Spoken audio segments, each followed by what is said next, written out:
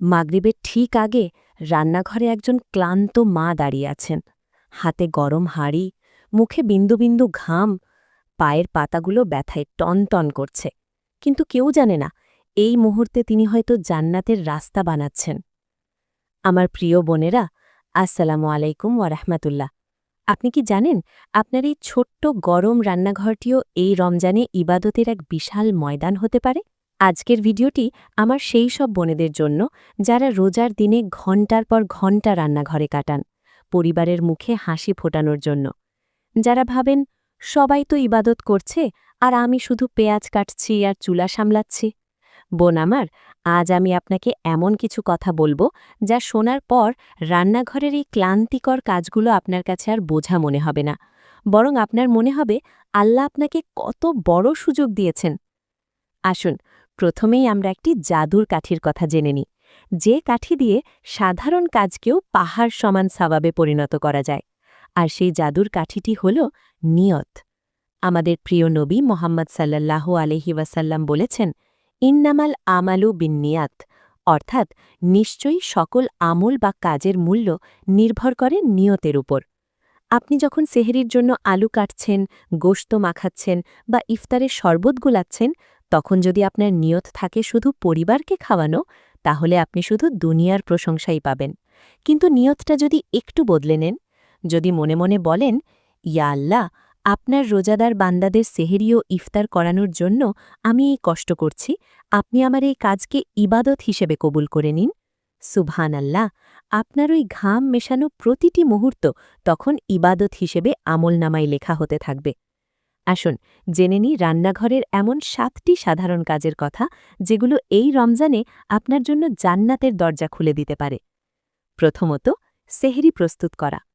মাঝরাতে যখন সবাই গভীর ঘুমে আচ্ছন্ন, তখন আপনি নিজের ঘুম নষ্ট করে উঠে যান, চুলা ধরান।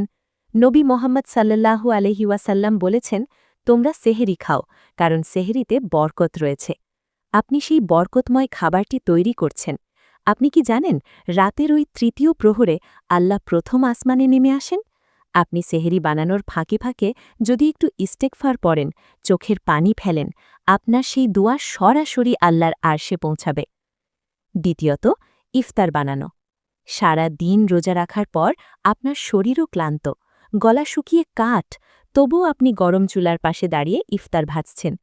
এই যে আপনি একজন রোজাদারকে ইফতার করাচ্ছেন, এর সওয়াব কত জানেন? নবী মোহাম্মদ সাল্লাল্লাহু আলাইহি ওয়াসাল্লাম বলেছেন, যে ব্যক্তি কোনো রোজাদারকে ইফতার করাবে, সে ওই রোজাদারের সমান সওয়াব পাবে, কিন্তু রোজাদারের সওয়াব থেকে সামান্যও কমানো যাবে না। সুবহানাল্লাহ, আপনি যদি 5 জনের ইফতার বানান, আপনি নিজের রোজার সওয়াব ছাড়াও আরও 5টি রোজার সওয়াব পাচ্ছেন। তৃতীয়ত, পরিবারকে ডাক দিয়ে জাগানো। সেহরির সময় স্বামী, সন্তান বা শাশুড়িকে যে আপনি মায়া করে ডেকে তুলছেন, এর মাধ্যমে আপনি তাদের একটি সুন্নাহ পালনে সাহায্য করছেন। সৎ কাজে সাহায্যকারীও সমপরিমাণ সওয়াবের অধিকারী হয়। চতুর্থত, সন্তানকে রোজায় উৎসাহ দেওয়া। আপনার ছোট্ট সন্তানটি হয়তো অর্ধেক বেলা রোজা রাখছে, আপনি তার জন্য তার পছন্দের খাবারটি যত্ন করে বানাচ্ছেন, তাকে উৎসাহ দিচ্ছেন।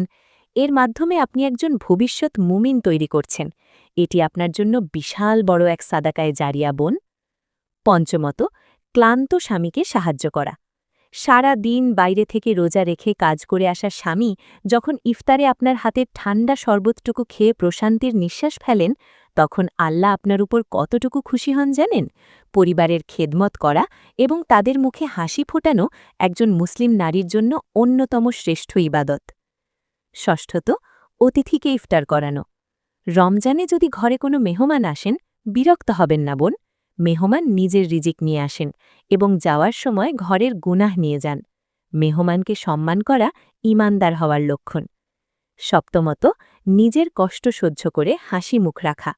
সারা দিন কাজের পর ইফতারের টেবিলে হয়তো তরকারিতে একটু লবণ কম হয়েছে, কেউ হয়তো একটু কড়া কথা বলে ফেলেছে, তখন যদি আপনি রাগ না করে ধৈর্য ধারণ করে একটু হাসি মুখে পরিস্থিতিটা সামলে নেন, আল্লাহ আপনার এই সাবারের জন্য জান্নাতে আপনার জন্য বিশাল পুরস্কারের ব্যবস্থা করবেন। কারণ আল্লাহ বলেছেন, নিশ্চয়ই আল্লাহ ধৈর্যশীলদের সাথে আছেন। আমার প্রিয় বোন, আপনি হয়তো ভাবছেন, আমি তো শুধু রান্নাই করছি, আমার তো কুরআন পড়ার এত সময় নেই, আমি তো শুধু থালা বাসনই মাজছি। কিন্তু আল্লাহ দেখছেন। আল্লাহ দেখছেন আপনি তার রোজাদার বান্দাদের খাওয়াচ্ছেন।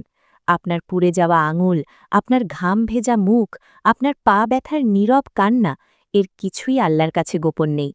আপনার এই ছোট্ট রান্নাঘরটিও হতে পারে জান্নাতের এক সবুজ বাগান, যদি আপনার নিয়ত শুদ্ধ থাকে। তবে হ্যাঁ বোন, এই রান্নাঘরকে ইবাদতের জায়গা বানাতে হলে আপনাকে কিছু বাস্তব কৌশল মানতে হবে। ১. কাজ করার সময় জিহ্বাকে ভিজিয়ে রাখুন আল্লাহর জিকিরে। সুবহানাল্লাহ, আলহামদুলিল্লাহ, আল্লাহু আকবার পড়ুন। ২. থালা বাসন ধোয়ার সময় ইস্তেগফার পড়ুন। ৩. মোবাইলে বা স্পিকারে হালকা আওয়াজে কোরআন তেলাওয়াত ছেড়ে দিয়ে রান্না করুন। আপনার রান্নাঘরের পরিবেশটাই নুরানি হয়ে যাবে। ৪. সবচেয়ে বড় কথা, ইফতারের আয়োজনে অতিরিক্ত পদ কমান। ৫ পদের জায়গায় ২ পদ করুন। আপনার শরীরটা বাঁচান, যাতে ইফতারের পর ক্লান্তিতে এশার নামাজ বা তারাবি না ছুটে যায়। ৫. আর কাজের চাপে মেজাজ খিটখিটে হলে রাগকে নিয়ন্ত্রণ করুন। রোজার অন্যতম শিক্ষাই তো রাগ নিয়ন্ত্রণ। একটি বিষয় খুব সতর্কভাবে মনে রাখবেন বোন, রান্না করতে গিয়ে, ইফতারের বড় আয়োজন করতে গিয়ে যেন আপনার ফরজ নামাজ কাজা না হয়। আসর এবং মাগরিবের নামাজ যেন কোনোভাবেই ছুটে না যায়। আর খাবারে কোনো অপচয় করবেন না, কারণ অপচয়কারী শয়তানের ভাই। আর কখনো মনে অহংকার আনবেন না যে আমি একা এত কিছু করছি, বাকিরা বসে বসে খাচ্ছে। আপনার কাজের সওয়াব আপনি আল্লাহর কাছেই চেয়ে নিন। আমার প্রিয় বোন, নিজেকে কখনো ছোট ভাববেন না, ঘরের কাজকে কখনো তুচ্ছ মনে করবেন না। আপনি শুধু ঘরের ৪ দেওয়ালে বন্দী সাধারণ নারী নন, আপনি একটি পরিবারকে জান্নাতের পথে নিয়ে যাওয়ার কাণ্ডারি। হে আল্লাহ, আমার যে বোনেরা রমজানে আগুনের আঁচে পুড়ে, ঘাম ঝরিয়ে পরিবারের খেদমত করছে, তুমি তাদের প্রতিটি ঘামের বিন্দুর বদলায় তাদের গুনাহ মাফ করে দাও। তাদের চুলায় পুড়ে যাওয়া হাতের ছোঁয়া যেন জাহান্নামের আগুন স্পর্শ করতে না পারে। তুমি আমাদের সকল বোনকে জান্নাতুল ফিরদাউসের মেহমান হিসেবে কবুল করে নাও। আমিন। ভিডিওর এই পর্যায়ে এসে আমি চাই আপনি এখনই কমেন্ট বক্সে লিখুন, আমি নিয়ত ঠিক করছি। হ্যাঁ বোন, আজ থেকেই, এই মুহূর্ত থেকেই আমাদের নিয়ত বদলে যাক।